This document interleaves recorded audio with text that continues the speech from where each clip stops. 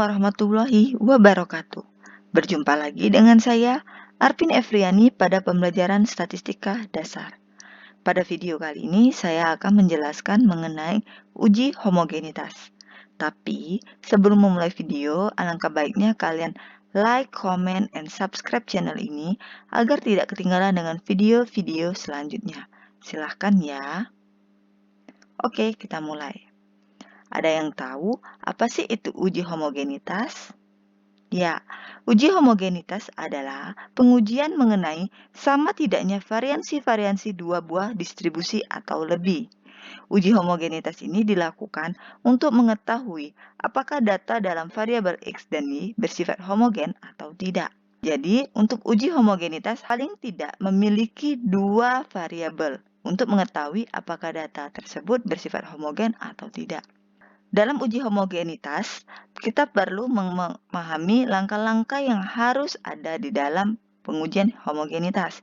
Yang pertama, kita harus mencari variansi atau standar deviasi variabel X dan Y dengan rumus Sx kuadrat sama dengan akar dari N kali sigma X kuadrat dikurang sigma X dikuadratkan dibagi N per N-1. Begitu pula dengan Sy. Sx untuk variabel X dan Sy untuk variabel Y. Itu merupakan standar deviasi dari X dan Y. Selanjutnya, mencari F hitung dengan variansi X dan Y dengan rumus F-nya sama dengan S besar dibagi S kecil, yang mana apabila Sx-nya terbesar berarti menjadi S besar. Apabila Sy-nya yang besar menjadi S besar.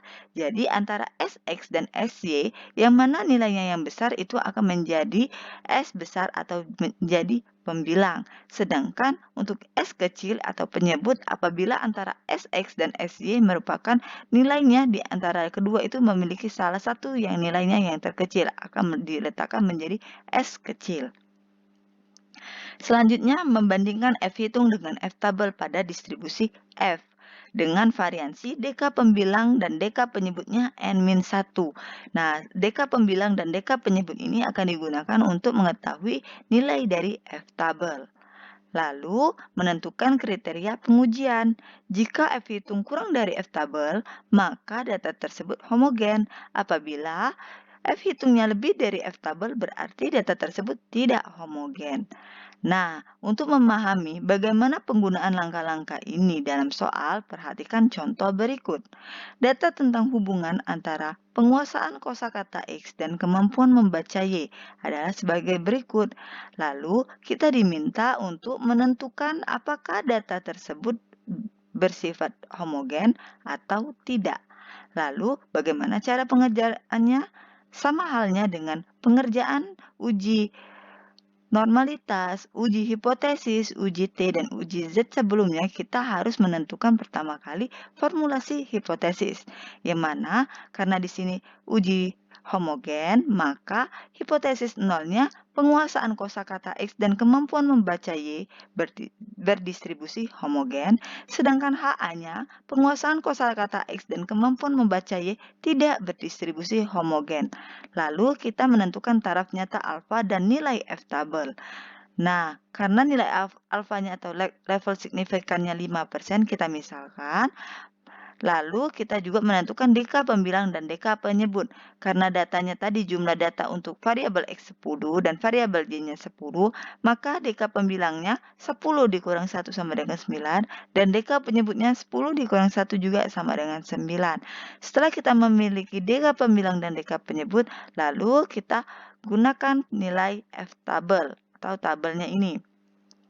Nah, yang mana dk pembilang yang di atas dan dk penyebut yang di samping sebelah kiri.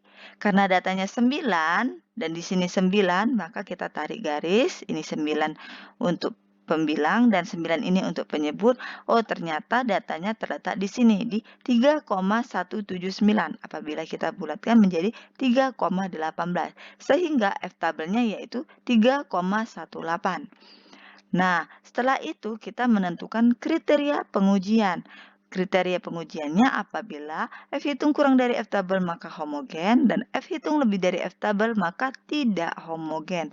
Lalu kita menentukan nilai uji statistiknya atau menghitung F hitungnya dengan cara Sx kuadrat tadi dan Sy kuadratnya tadi kita cari akar dari N dikali sigma X atau Y kuadrat dikurang sigma X atau Y dikuadratkan dibagi N dikali N-1 yang mana F-nya kita cari dari nilai yang terbesar dibagi dengan nilai yang terkecil dari standar deviasi yang kita cari tadi, baik X maupun Y. Nah, selanjutnya kita gunakan Excel untuk mempermudah dalam perhitungan. Oke, kita lanjutkan. Di sini saya akan membagikan dengan dua cara. Yang pertama, cara kita menghitung secara manual tetapi dibantu dengan tabel Excel. Yang kedua, menggunakan rumus pada tabel Excel ini. Oke, di sini saya sudah menuliskan soal yang ada di layar Anda tadi. Kemudian di sini ada rumusnya. Sx kuadrat dan Sy kuadrat dan F sama dengan S besar dibagi S kecil. Tetapi untuk mempermudah menghitung Sx dan Sy di sini saya buat menjadi tahap demi tahap. Yang pertama saya menentukan N-nya sigma X kuadrat, sigma X dikuadratkan, lalu N dikali sigma X kuadrat dikurang sigma X dikuadratkan, lalu N dikali N-1. Begitu juga dengan yang Y. Nah, lanjut saja. Di sini juga ada tabel X, Y, dan X kuadrat, Y kuadrat. Kemudian hasil ini nanti akan kita substitusikan ke sini. Lalu, bagaimana cara perhitungannya? Oke, di sini kita membutuhkan nilai X kuadrat. Berarti, letakkan pointer Anda di D2. Di sini ya. Kemudian klik sama dengan, karena dia X kuadrat, berarti kita arahkan ke X di sini B2. Lalu, karena kuadrat berarti dikalikan dengan B2 lagi. Oke, seperti ini. Lalu kita klik Enter. Setelah seperti itu, boleh kita tarik ke bawah. Nah, ini hasilnya. Kemudian bagaimana dengan Y? Sama saja, kita letakkan pointer di E2, kita klik sama dengan, lalu arahkan ke C2 karena dia minta Y, lalu shift bintang atau shift 8, dikalikan lagi dengan C2. Lalu kita klik Enter. Sudah dapat hasil seperti ini, tinggal kita letakkan pointer lagi di E2, lalu sampai muncul pointer seperti tambah plus ini, lalu kita tarikan ke bawah. Muncul angka seperti ini. Lalu, karena kita butuh nilai sigma, berarti jumlahnya berarti boleh kita tulis di sini. Sama dengan sum, buka kurung atau shift 9, letakkan pointernya ke B2, kita klik tanda titik pada menu keyboard Anda, lalu arahkan kursornya ke bawah sampai ke B11, lalu shift 0 atau tutup kurung, enter. Nah, ini sigmanya atau jumlah dari nilai variabel X. Lalu kita mau mencari nilai dari jumlah variabel X, tinggal kita tarik ini ke arah kanan. Ini otomatis langsung dapat. Nah, sekarang kita mau menentukan berapa sih nilai N-nya. Oke, tinggal sama dengan, karena dia N itu jumlah, berarti kita klik count. Buka kurung, nilainya kita letakkan di sini, titik sampai kita tarik kursornya ke bawah, shift 0 atau tutup kurung, enter. Itu nilainya 10. Karena dia minta sigma dari X kuadrat, berarti sigma X kuadrat kita sama dengan X kuadrat ini ya, karena dia sigma X kuadrat, berarti letakkan di sini.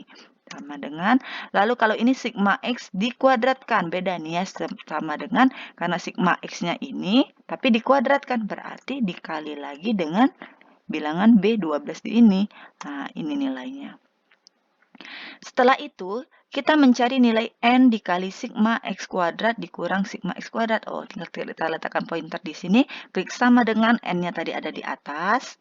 Tapi karena ada perkalian, ada pengurangan, berarti kita pakai tanda kurung dulu karena kali bataku, kali dulu bagi tambah kurang. Buka kurung, N-nya 10 dikali shift 8 atau bintang, 5 dengan J2 ini, lalu tutup kurung. Karena dia katanya kurang dari sigma X dikuadratkan, berarti dikurang dengan yang ini. Lalu kita klik Enter. Setelah dapat seperti ini, kita mencari nilai N dikali N-1, berarti sama dengan N dikali, ya, buka kurung, baru 10 dikurang 1, tutup kurung. Nah, ini nilainya. Lalu kita masukkan ke nilai SX kuadrat. Karena di sini ada akar, berarti harus sama dengan SQRT, artinya square. Square itu berarti akar dari. Berarti buka kurung, sip. Karena ini perkaliannya tadi merupakan hasil ini, berarti tinggal kita masukkan 38721 ini dibagi dengan N dikali N-1, merupakan yang ini ya. Berarti dibagi dengan hasilnya ini. Lalu kita tutup kurung, baru kita klik Enter. Sudah, ini dapat hasilnya. Nah, bagaimana dengan untuk variabel Y? Nah, itu sama saja. Kita sama seperti tadi. Kalau yang ini sigma Y kuadratnya berarti di sini. Kalau yang ini sama dengan sigma Y dikuadratkan, berarti ini dikuadratkan. Oke, sama seperti tadi ya. Lalu yang ini sama dengan, berarti N-nya tadi 10 dikali, karena buka kurung ya, karena dia tadi ada kali bataku tadi. Ini dikali sigma Y dikuadratkan. Ini tutup kurung dikurang ini. Lalu kita klik Enter. Nah, setelah itu sama seperti tadi, sama dengan 10 dikali bintang, buka kurung. 10 dikurang 1, tutup kurung, Enter. Lalu kita mencari nilainya, sama dengan SQRT, buka kurung. Berarti 4916 dibagi dengan 90. Kita tutup kurung, Enter. Nah, setelah mendapatkan nilai ini, kita ketahui yang mana nilai S terbesar dan nilai S terkecil. Nah, kalau S terbesar ini dan S terkecil ini, oh berarti untuk S besar berarti di sini sama dengan S besarnya mana ini. Lalu dibagi dengan S terkecil ini. Sama dengan Enter. Nah, inilah nilai F hitung dari uji homogenitas. Ini merupakan cara yang pertama. Kita harus mengalihkan, dan mengalihkan. Tetapi, saya memiliki cara yang kedua dan lebih mudah untuk menentukan nilai standar deviasi dari ini. Tinggal kita letakkan di sini saja. Nilai S atau standar deviasi. Nah, kita letakkan di sini pointernya ya. Kita agak besarkan saja sedikit ini. Oke, lalu kita arahkan ini sama dengan, karena standar deviasi rumusnya STDEV, berarti buka kurung, tinggal arahkan pointernya di sini, di B2 titik, tarik ke bawah, titik tutup kurung, Enter. Nah, hasilnya sama ya dengan nilai yang kita cari secara manual. Lalu kita nyari standar deviasi yang untuk yang Y sama dengan STDEV. Buka kurung. Nilai Y ini titik. Kita tarik ke pointernya ke bawah, tutup kurung. Enter. Sama ya. Berarti kita tinggal mencari F hitung. Yang mana F hitung itu merupakan data terbesar dibagi data terkecil. Sama dengan STDEV yang terbesar dibagi dengan standar deviasi yang terkecil. Oke, hasilnya tetap sama ya, 2,086515. Apabila kita menjadi 2 belakang koma, berarti nilainya menjadi 2,81. Karena kita ambil saja 2 belakang koma saja. Sama ya, ini 2,81. Inilah nilai dari F hitungnya, 2,81. Oke, kita lanjutkan ke penarikan kesimpulan. Setelah kita lihat dari Excel yang kita hitung tadi, bahwa kita bisa menyimpulkan. Nah, karena nilai F hitungnya 2,81 dan F tabelnya 3,18, maka F hitung lebih kecil daripada F tabel, yang berarti H0 diterima dan HA ditolak. Yang artinya tampak bahwa F hitung kurang dari F tabel, yang berarti data variabel X dan Y itu homogen. Nah, itulah contoh dari uji homogenitas. Terima kasih telah menonton video kali ini. Semoga bermanfaat. Jangan lupa like, comment, and subscribe channel ini agar tidak ketinggalan dengan video-video selanjutnya. Wassalamualaikum warahmatullahi wabarakatuh. Sampai jumpa di video selanjutnya. Bye-bye.